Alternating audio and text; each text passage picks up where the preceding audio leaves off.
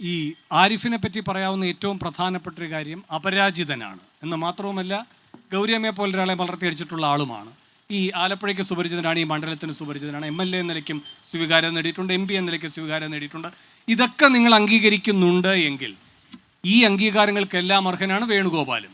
ഒരു പടി കൂടി കടന്ന് കേന്ദ്രമന്ത്രിയായിട്ടുമുണ്ട്, സംസ്ഥാന മന്ത്രിയായിട്ടുമുണ്ട്. അപ്പോൾ അങ്ങനെ അധികമായി ആലപ്പുഴയെ സേവിക്കാനുള്ള അവസരവും കിട്ടിയിട്ടുണ്ട്. അപ്പോൾ ആരിഫിന് ഗുണകരമായിരിക്കുന്ന എല്ലാ ഘടകങ്ങളും ഒരുപക്ഷെ അതിനേക്കാൾ കൂടുതൽ ഗുണകരമായി ആരിഫിൻ്റെ ഈ കാര്യങ്ങളെ നിങ്ങൾ അംഗീകരിക്കുന്നെങ്കിൽ വേണുഗോപാലിനും ബാധകമാണ്. അവിടെ ഒരുപടി മുന്നിലായിരിക്കും നിങ്ങളെന്ന് അങ്ങനെയെങ്കിൽ എങ്ങനെയാണ് നിങ്ങൾ കണക്ക് കൂട്ടുന്നത്? ഇവിടെ ഇടതുപക്ഷ ജനാധിപത്യ മുന്നണി ഏറെ അഭിമാനത്തോടെയാണ് സഖാവ് ആരിഫിനെ സ്ഥാനാർത്ഥിയായി തീരുമാനിച്ചത്. കഴിഞ്ഞ 2019 തിരഞ്ഞെടുപ്പിൽ UDF അനുകൂലമായൊരു തരംഗം കേരളത്തിലെമ്പാടും ഉണ്ടായപ്പോഴും ആലപ്പുഴ പാർലമെൻറ്റ് മണ്ഡലം ഇടതുപക്ഷത്തിന് അനുകൂലമായി നിന്നു. കഴിഞ്ഞ 5 വർഷക്കാലം ആരിഫ് പാർലമെൻറ്റിനകത്തും പാർലമെൻറ്റിന് പുറത്തും നടത്തിയ മണ്ഡലത്തിലും നടത്തിയ വികസന പ്രവർത്തനങ്ങൾ ഓരോന്നോരോന്നും എണ്ണി പറഞ്ഞുകൊണ്ടാണ് ഞങ്ങൾ വോട്ട് ചോദിക്കുന്നത്. അങ്ങനെ പറയുമ്പോൾ UDF സ്ഥാനാർത്ഥിയും സഖാവ് ആരിഫും തമ്മിൽ വലിയ വ്യത്യാസമുണ്ട്. സഖാവ് ആരിഫ് 5 കൊല്ലം കൊണ്ട് നടത്തിയ ഓരോ പ്രവർത്തനം എന്തൊക്കെയാണെന്ന് ഇവിടുത്തെ ജനങ്ങൾക്ക് കൃത്യമായിട്ട് അറിയാം. ആലപ്പുഴ ബൈപ്പാസ് യാഥാർത്ഥ്യമായി 2021 ബൈപ്പാസ് ഉദ്ഘാടനം ചെയ്യുന്നത്. LDF ഗവൺമെൻറ്റും സഖാവ് ആരിഫും കൂടെ മുൻകൈയെടുത്ത് നടത്തിയ പ്രവർത്തനത്തിൻ്റെ ഭാഗമായിട്ടാണ് ബൈപ്പാസ് യാഥാർത്ഥ്യമായത്. അതിൻ്റെ 199 കോടി രൂപ LDF ഗവൺമെൻറ്റാണ് നീക്കിവെച്ചത്. അതിൻ്റെ റെയിൽവേയുടെ തടസ്സങ്ങളെല്ലാം നീക്കിയത് ആരിഫ് വന്നതിന് ശേഷമാണ്. 19 ശേഷമാണ് റെയിൽവേ മേൽപ്പാലം ഉൾപ്പെടെ 2 പൂർത്തീകരിച്ച് ഉദ്ഘാടനത്തിലേക്ക് എത്തിയത്. KC വേണുഗോപാൽ ഇരുന്നപ്പോൾ ബൈപ്പാസിൻ്റെ തുരുമ്പ് പിടിച്ച ബോർഡുകൾ മാത്രമല്ലാതെ ബൈപ്പാസ് 40 കൊല്ലമായി നടന്നിട്ടില്ല. അത് ആലപ്പുഴയിലെ ജനങ്ങൾക്ക് നന്നായിട്ടറിയാം. രണ്ടാമത്തെ കാര്യം ആലപ്പുഴയിലെ റെയിൽവേ വികസനം. ഈ KC വേണുഗോപാലും AK ആൻ്റണിയും അതുപോലെ തന്നെ വയലാർ രവിയും കൊടിക്കുന്നിൽ സുരേഷും അടക്കമുള്ള ഒരുപാട് കേന്ദ്രമന്ത്രിമാർ ആലപ്പുഴയിൽ നിന്നുണ്ടായിരുന്നു. ഇവരൊന്നും ഇരുന്നപ്പോൾ, ഇവർ കേന്ദ്രത്തിൽ ഭരണമുണ്ടായിരുന്നപ്പോൾ, കേരളത്തിൽ ഒരേപോലെ ഭരണമുണ്ടായിരുന്നപ്പോൾ നടക്കാത്ത കാര്യം സഖാവ് ആരിഫ് MP ആയി 5 കൊല്ലക്കാലത്തിനിടയിൽ ആലപ്പുഴ തീരദേശ റെയിൽവേ പാത ഇരട്ടിപ്പിക്കൽ ഇപ്പോൾ 2660 കോടി രൂപ മാറ്റിവെപ്പിച്ചു. അതിൻ്റെ പണി നടന്നുകൊണ്ടിരിക്കുന്നു. രാഹുലെ, ഇപ്പോൾ 77 മണ്ഡലം ഉണ്ടായിട്ട് 12 തെരഞ്ഞെടുപ്പുകളെ കണക്കെടുത്താൽ 8 തവണയും UDF ആണ് ജയിച്ചിട്ടുള്ളത്. ആ ചരിത്രം മറക്കരുത്. 2019 തുടങ്ങുന്നതല്ല, ആരിഫിൻ്റെ വിജയത്തിൽ തുടങ്ങുന്നതല്ല ആലപ്പുഴയുടെ ചരിത്രം. അല്ല, ഞങ്ങൾ പറയുന്നത് നമ്മുടെ മണ്ഡലത്തിൻ്റെ ചരിത്രം എടുത്താലും നമ്മുടെ ഈ സ്ഥാനാർത്ഥിയുമായി ബന്ധപ്പെട്ട് ഞങ്ങൾ പറയുന്നത് ആലപ്പുഴ ജില്ലയിലെ ജനങ്ങൾക്ക് ഹൃദയത്തോട് ചേർത്ത് നിർത്തിയതുകൊണ്ടാണ് കഴിഞ്ഞ തവണയും ജയിച്ചത്. UDF അനുകൂലമായ തരംഗമുണ്ടായിട്ടും ആരിഫ് ഈ വികസന പ്രവർത്തനങ്ങൾക്ക് നേതൃത്വം കൊടുക്കുമെന്ന് ജനങ്ങൾക്ക് ബോധ്യമുള്ളതുകൊണ്ടാണ് ജയിച്ചത്. ഈ റെയിൽവേയും ബൈപ്പാസും മാത്രമല്ല, ആലപ്പുഴ വൈറോളജി ഇൻസ്റ്റിറ്റ്യൂട്ട് ഇവിടെ, അതുപോലെ തന്നെ medical college super speciality medical കോളേജാക്കി. ആലപ്പുഴയിലെ ആരോഗ്യ മേഖല MP ഫണ്ട് വിനിയോഗിച്ചതുമായി ബന്ധപ്പെട്ടുള്ള കാര്യങ്ങൾ പരിശോധിച്ചാൽ 100% വിനിയോഗിക്കാൻ മുൻകൈയെടുത്ത് അതിന് വേണ്ടി നേതൃത്വം കൊടുത്ത ആളാണ്. പക്ഷേ രാഹുലെ, KC വേണുഗോപാൽ ശക്തനായ സ്ഥാനാർത്ഥിയാണ്. KC വേണുഗോപാൽ ആലപ്പുഴയെ പ്രതിനിധീകരിച്ച് ഒരുപാട് കാലം ഉണ്ടായിരുന്നു. അതുപോലെ ആലപ്പുഴയിൽ നിന്നുള്ള സംസ്ഥാന മന്ത്രിയായിരുന്നു, കേന്ദ്രമന്ത്രിയായിരുന്നു, ആലപ്പുഴയിൽ MP ആയിരുന്നു. ഇതെല്ലാമാണ് വർഷങ്ങളോളം ഉണ്ടായിരുന്നു. പക്ഷേ ആലപ്പുഴയിൽ ഞാൻ നിങ്ങളോട് വെല്ലുവിളിച്ചുകൊണ്ട് UDF പ്രതിനിധിയോട് ചോദിക്കുന്നത്, AM ആരിഫ് നടത്തിയ പ്രവർത്തനങ്ങളെന്ന് പറഞ്ഞ് വികസന രേഖ ഞങ്ങൾ ജനങ്ങൾക്ക് മുന്നിലേക്ക് കൊടുക്കുന്നുണ്ട്. ആ വികസന രേഖയിൽ ഞങ്ങൾ ഓരോരോ കാര്യങ്ങൾ എണ്ണി പറഞ്ഞിട്ടുണ്ട്. KC വേണുഗോപാൽ ഇവിടെ ഇരുന്നപ്പോൾ നടത്തിയ കാര്യങ്ങൾ എന്തൊക്കെയാണെന്ന് പറയാൻ, അല്ലെങ്കിൽ ഇന്ന കാര്യങ്ങൾ ഞങ്ങൾ ചെയ്തു എന്ന് ചൂണ്ടിക്കാണിക്കാൻ എന്തെങ്കിലും കാര്യം UDF ചെയ്യാൻ പറ്റുമോ? സെക്കൻഡ്, എനിക്ക് വിമലിലേക്ക് പോകുന്നതിന് മുമ്പ് ശ്രീ A. ഷുക്കൂർ, എന്താണ് ഈ ബൈപ്പാസ് ആരുടേതാണ്? ഞാനൊരു കഥ പറയാം. 2004 കഥയെന്നുള്ള വസ്തുതയാണ്. KC വേണുഗോപാലിൻ്റെ നേതൃത്വത്തിലുള്ള ഒരു സംഘം, Shri PP Chittaranjan, Shri CK Chandrappan, Shri KS Manoj MP, ഞാൻ ഉൾപ്പെടുന്ന ശ്രീ ബാലചന്ദ്രൻ സാർ ഉൾപ്പെടുന്ന ശ്രീ PJ കുര്യൻ ഉൾപ്പെടുന്ന സർവകക്ഷി സംഘമാണ് ഈ ആകാശപാതയുടെ ആ രൂപം അത് സർക്കാരിൻ്റെ മുമ്പാകെ ബോധ്യപ്പെടുത്തുന്നത്. അത് ഡോക്ടർ മൻമോഹൻ സിംഗിൻ്റെ മുമ്പാകെ ഞാൻ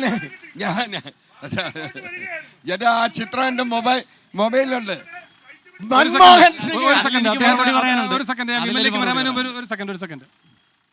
പറഞ്ഞ ഷുക്കൂറിക്ക് ഇപ്പൊ പറയും ചെയ്ത് കാണാൻ പോയി, ശരിയാണ്. പക്ഷെ പോയിട്ട് ഇവിടെ കേന്ദ്രമന്ത്രിയെ കണ്ടോ എന്നൊരു ഒന്നും കൂടെ കാര്യം ചോദിക്കേണ്ടതുണ്ട്. പിന്നെ ഷുക്കൂറിക്ക് പറഞ്ഞ പോലെ ഈ ജനങ്ങളുടെ ദുഃഖം, പ്രയാസം, ദയ, മറിച്ച് എല്ലാം പറയും ചെയ്ത് അത്രയും ദയയും ദുഃഖവും ഉള്ളവരൊക്കെയാണോ ഈ ജനങ്ങളാണോ ഈ 99 സീറ്റിൽ ഈ LDF ജയിപ്പിച്ച് കൊണ്ടുവന്നത്?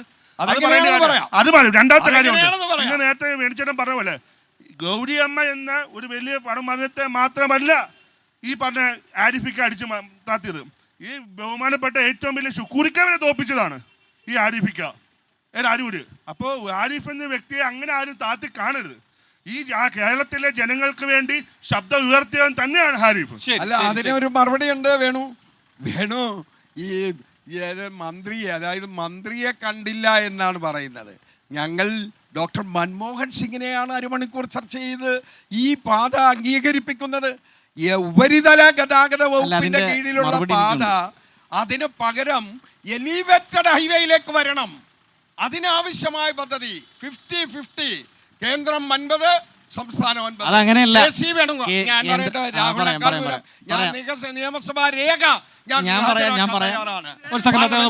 പാർലമെന്റ് അംഗീകരിക്കുന്നു, അത് കേരള നിയമസഭയ്ക്ക് നൽകുന്നു. ഞാൻ ഭാഗ്യവശാൽ ആ സമയത്ത് MLA ആണ്. KC വേണുഗോപാൽ കേന്ദ്രമന്ത്രിയാണ്. ഈ പണം അനുവദിച്ചു വരുന്നു. പക്ഷേ സംസ്ഥാന ഗവൺമെന്റിന്റെ വിഹിതം, ഇവിടെ രാഹുൽ പറഞ്ഞതല്ല സത്യം. ഉമ്മൻചാണ്ടി 2011 മുഖ്യമന്ത്രിയായതിനു ശേഷമാണ് ഈ പണം കൈമാറുന്നതും ഈ പദ്ധതി ആരംഭിക്കുന്നതും. അതിന്റെ ഫയലിംഗിൽ പങ്കെടുത്ത ആളാണ് MLA എന്ന നിലയിൽ. വോട്ടർമാരെ ബോധ്യപ്പെടുത്തുന്നുണ്ടോ? എല്ലാവരെയും. ആർക്കാണ് അറിയാത്തത്? ഈ നാട്ടുകാർ പറയട്ടെ. ഇത് 3 വർഷം കൊണ്ട് ഉണ്ടാക്കാവുന്ന പദ്ധതി അല്ലല്ലോ. ഇതിനകത്ത് ബൈപ്പാസുമായി ബന്ധപ്പെട്ട് ഈ കാര്യങ്ങൾ പറഞ്ഞല്ലോ വളരെ മനോഹരമായി അല്ലല്ല, അങ്ങനെ ഇപ്പോ ഈ പറയുന്ന സൂക്ഷ്മമായി ഇന്ന പദ്ധതികൾ എന്നതിലേക്ക് ചർച്ച പോകണ്ട. ഇതിനുള്ള രാഷ്ട്രീയ മറുപടി 2016 LDF ഗവൺമെന്റ് വരുമ്പോഴാണ് ബൈപ്പാസ് ഇത് പൂർത്തീകരിക്കാൻ ഏത് വിധേനയും പൂർത്തീകരിക്കാൻ തീരുമാനിച്ചത്. 174 കോടി രൂപ. ഇവിടെ ഇതിന്റെ അടങ്കൽ തുക 348 കോടി രൂപയാണ്. അത്രയും ഡീറ്റെയിൽസിലേക്ക് വരാം. പൈസ സംസ്ഥാന ഗവൺമെന്റ് വഹിക്കണമെന്ന് പറഞ്ഞു, പകുതി പൈസ വഹിച്ചു.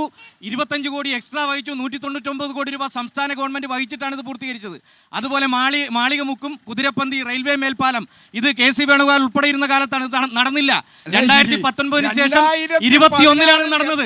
ഇതുപോലെ ഇതിന്റെ അവകാശവാദം ഉന്നയിക്കാൻ KC വേണുഗോപാൽ ഇവിടെ പറയുന്ന അവകാശവാദം ഉന്നയിക്കുന്നില്ല. ഒരു വികസന രേഖയോട് പറയുന്നില്ല, ഒരു ഫ്ലെക്സ് ബോർഡിലും അത് പറയുന്നില്ല. KC വേണുഗോപാലിന്റെ ഒരു 150 ഹൈവേ, KC വേണുഗോപാലിന്റെ 2016 പൂർത്തിയായെന്ന് പറയാമോ? പൂർത്തിയായിട്ടില്ല. 2016 ശേഷമാണ് പണി തുടങ്ങിയത്. 2016 ശേഷമാണ് LDF ഗവൺമെന്റ് വന്നതിന് ശേഷമാണ് പണി തുടങ്ങിയത്. 2019 അത് വീണ്ടും മുടങ്ങി. 2019 ശേഷം ഇടപെട്ടത് 1.5 കിലോമീറ്റർ മേൽപ്പാലം ആദ്യമായി ആലപ്പുഴയിലെ ജനങ്ങൾക്ക് ആലപ്പുഴ ബൈപ്പാസിന്റെ ആലപ്പുഴ ബൈപ്പാസിന്റെ വാർത്തകളുമായി ബന്ധപ്പെട്ട് നിങ്ങളൊന്ന് പത്രമാധ്യമങ്ങളിൽ വന്ന വാർത്തകൾ പരിശോധിക്കും. എന്നാണ് ആലപ്പുഴയിലെ ബൈപ്പാസ്? ഞാനും ആലപ്പുഴക്കാരനാണ്. ആലപ്പുഴയിൽ ടൗണിലും ആലപ്പുഴ നഗരത്തിന് പ്രദേശത്തൊക്കെ താമസിക്കുന്ന ആളാണ്. ഞങ്ങൾക്കെല്ലാം നല്ല ബോധ്യമുണ്ട് ആലപ്പുഴയിലെ ബൈപ്പാസ് എന്നാണ് തുടങ്ങിയത്, എന്നാണ് ഉദ്ഘാടനം ചെയ്തത്. 2016 ശേഷം തുടങ്ങി. 2021 ജനുവരി 28 ഉദ്ഘാടനം ചെയ്തു. 2004 ഞങ്ങളുടെ നിവേദനം പോയതേ ഉള്ളൂ, അല്ലാതെ നടന്നിട്ടില്ല. കുറെ കാലങ്ങളായി പാർലമെന്റ് തെരഞ്ഞെടുപ്പ് വരുമ്പോ KC വേണുഗോപാൽ പറയുന്ന ബൈപ്പാസ് വരും, ബൈപ്പാസ് വരുമെന്നാണ്. ഒന്നും വന്നിട്ടില്ല. 50-ലധികം